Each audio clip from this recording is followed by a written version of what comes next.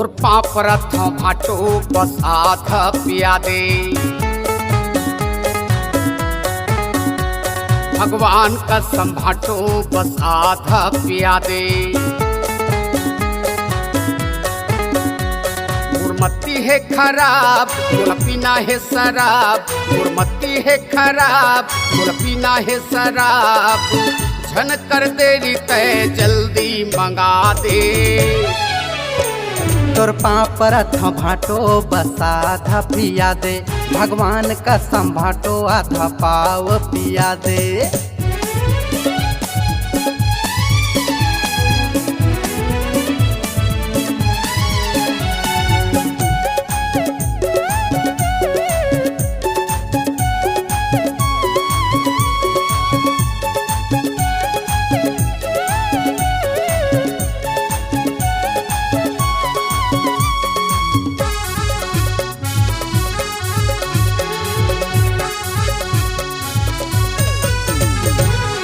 गोवा चाहे चेपटी मसाला हो या सादा, मार ले वो मिले के सारा भाटो आधा।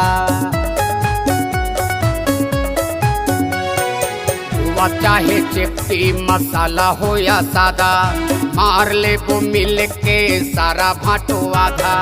मार ले वो मिल के सारा भाटो आधा। मोरे भाई के बिहाव मंगा दे आधा पाव। मोर भाई के बिहाव मंगा दे आधा पाव। इन जिस को जल पानी चखना मंगा दे। भगवान का संभाटो बस आधा पिया दे। भगवान का संभाटो बस आधा पिया दे।